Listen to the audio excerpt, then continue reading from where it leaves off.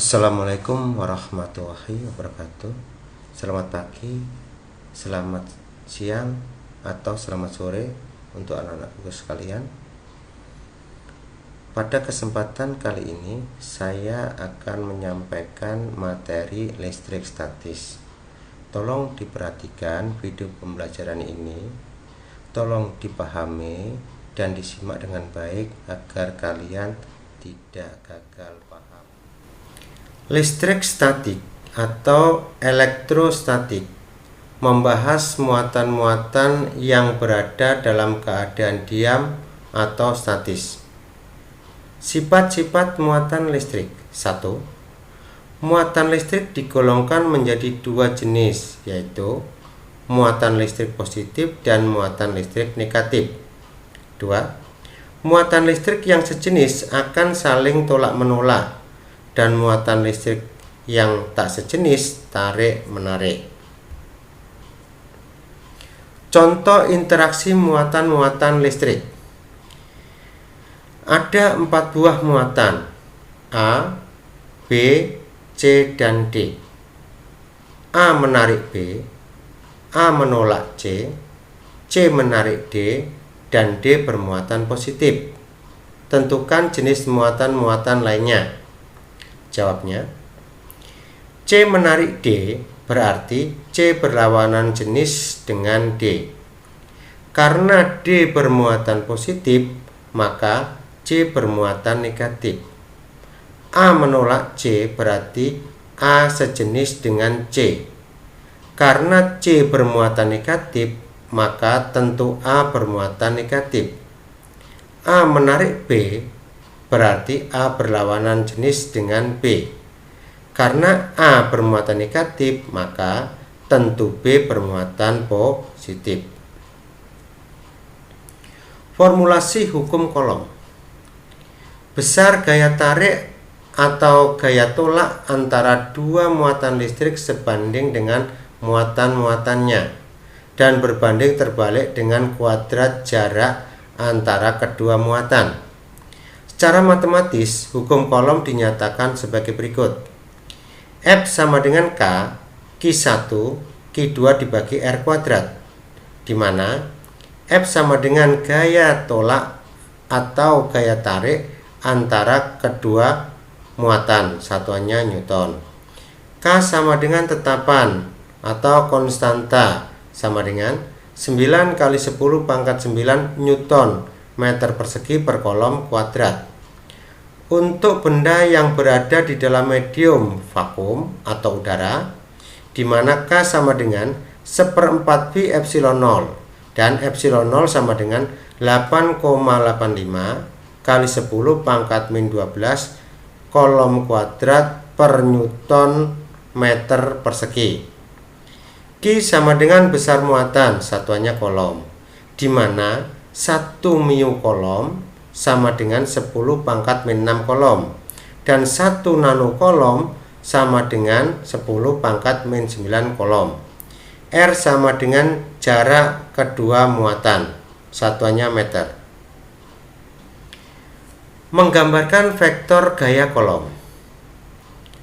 Ada dua hal yang perlu diperhatikan dalam menggambar vektor gaya Coulomb, yaitu 1. Muatan sejenis tolak menolak, muatan tak sejenis tarik menarik. 2. Vektor gaya Coulomb F terletak pada garis hubung kedua muatan. Perhatikan gambarnya. Nah, ini positif, jaraknya R. Maka dia akan tolak menolak. Ya. Sejenis tolak menolak. Ini juga jenis negatif, dia akan tolak menolak. Kalau ini negatif dan positif, maka dia akan tarik menarik karena tak sejenis. Gaya Coulomb dalam bahan. Bila medium muatan bukan vakum atau udara, maka besar gaya Coulomb antara muatan berkurang. Dalam kurung, F bahan lebih kecil daripada F udara, kurung tutup. Jika medium memiliki permitivitas relatif atau epsilon R, dahulu disebut tetapan dielektrik atau simbolnya K, maka tetapan epsilon 0 harus diganti dengan permitivitas bahan epsilon yang dirumuskan dengan titik 2 epsilon sama dengan epsilon R kali epsilon 0, sehingga gaya kolom dalam bahan dirumuskan dengan titik 2 E bahan sama dengan 1/4 pi epsilon kali Q1 kali Q2 dibagi R kuadrat, atau E bahan sama dengan 1/4 pi epsilon R epsilon 0. Ini diganti ya. Ini diganti dengan ini ya. Kali Q1 Q2 dibagi R kuadrat. Sehingga E bahan sama dengan 1 epsilon R 4 pi epsilon 0, kita kumpulkan ya. Ini dipindah. Kali Q1 Q2 dibagi R kuadrat sama dengan, kita bisa 1/4 pi epsilon R kali 1/4 epsilon 0 4 pi epsilon 0 ya, kali Q1 Q2 dibagi R kuadrat, sehingga E bahan sama dengan 1/4 R kali F vakum atau F udara. Ini gaya di udara ya, gaya di udara. Contoh soal. Dua buah muatan masing-masing 20 mu kolom dan 24 mu kolom terpisah pada jarak 12 cm. Hitung besar gaya yang bekerja pada kedua muatan tersebut bila titik 2 A. Kedua muatan diletakkan di udara. B. Kedua muatan diletakkan dalam vakum atau dalam bahan yang memiliki permitivitas relatif. 3.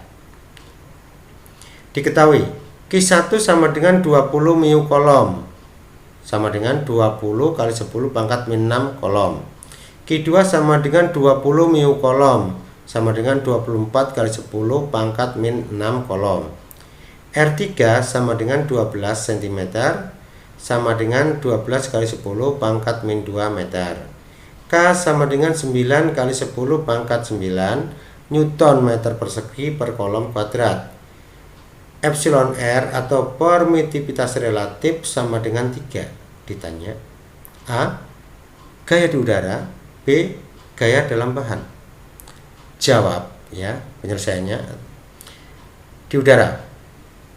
F sama dengan kaki 1 Q2 dibagi R kuadrat sama dengan 9 kali 10 pangkat 9 kali 20 kali 10 pangkat min 6 kali 24 kali 10 pangkat min 6 dibagi 12 kali 10 pangkat min 2 dalam kurung kuadrat sama dengan 9 kali 10 pangkat 9 kali 20 kali 10 pangkat min 6 kali 24 kali 10 pangkat min 6 dibagi 144 kali 10 pangkat min 4, sehingga menghasilkan 30 kali 10 pangkat 1 atau 300 Newton.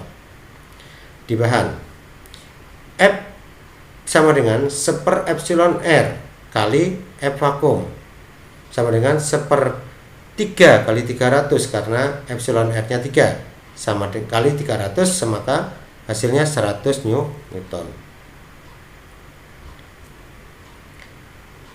Resultan dua gaya kolom yang segaris.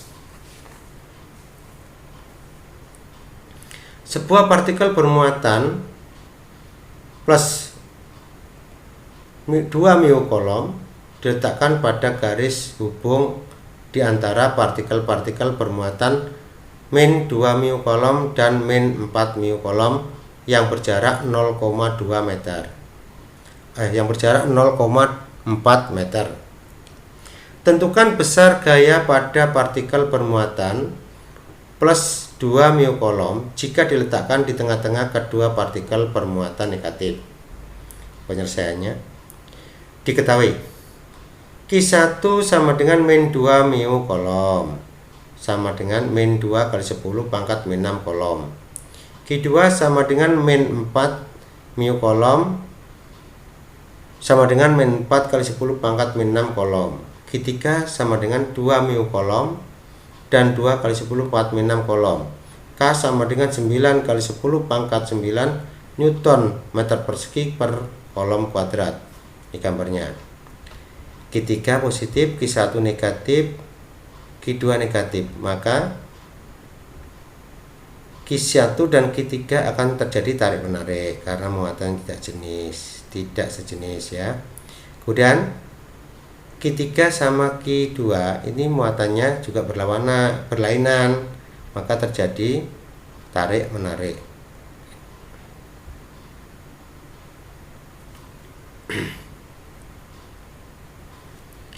Ini gambarnya tadi ya.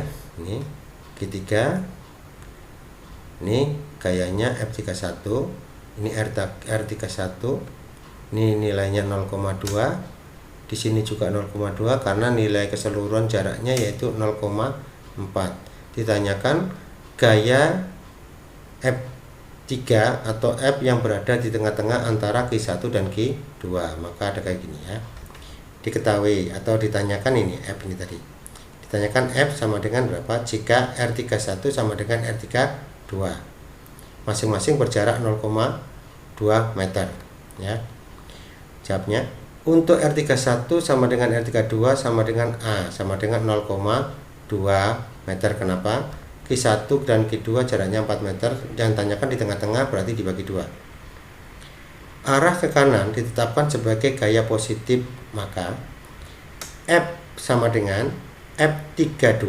Ini F yang ada di sini ya, di F3. F32 ditambah dalam kurung min F31 karena F31 arahnya ke kiri maka min. Nah, kita hitung satu persatu. F31 itu sama dengan K Q3 dibagi Q1 dibagi R kuadrat ya. R31 nih ya, R31 kuadrat. F31 sama dengan 9 kali 10 pangkat 9 kali 2 kali 10 pangkat min 6 2 kali 10 pangkat min 6 ya, dibagi 4 kali 10 pangkat min 2, langsung dikuadratkan ya. Tadi 0,2 meter dikuadratkan jadi 4 kali 10 pangkat min 2. F31 sama dengan 9 kali 10 pangkat min 1 sehingga diperoleh 0,9 Newton. Sekarang F32 sama dengan K Q3 Q2 dibagi R32 kuadrat sama dengan 9 kali 10 pangkat 9 2 kali 10 pangkat min 6 4 kali 10 pangkat min 6 dibagi 0,2 kuadrat ya. Tadi langsung dikuadratkan sekalian ya. F32 sama dengan 9 kali 10 pangkat 9 kali 2 kali 10 pangkat min 6 kali 4 kali 10 pangkat min 6 dibagi 4 kali 10 pangkat min 2 sama ya. F32 sama dengan F18 kali 10 pangkat min 1 sama dengan 1,8 Newton. Sehingga kita ambil yang di sini tadi ya. F sama dengan F32 ditambah kurung buka ya, min F31 kurung tutup sama dengan 1,8 dikurangi 0,9 sama dengan 0,9 Newton. Tanda positif menyatakan bahwa arah resultan gaya pada Q3 berarah ke kanan atau mendekati Q2, itu resultannya ya. Catatan, dalam perhitungan besar gaya kolom, tanda muatan tidak dimasukkan ya, tanda muatan tidak dimasukkan. Tanda muatan hanya digambarkan pada vektor gaya kolom untuk menentukan gaya tolak atau gaya tarik. Demikianlah materi listrik statis yang telah saya sampaikan. Jika ada kata-kata yang kurang berkenan, saya mohon maaf. Wabillahi taufiq walhidayah. Assalamualaikum warahmatullahi wabarakatuh.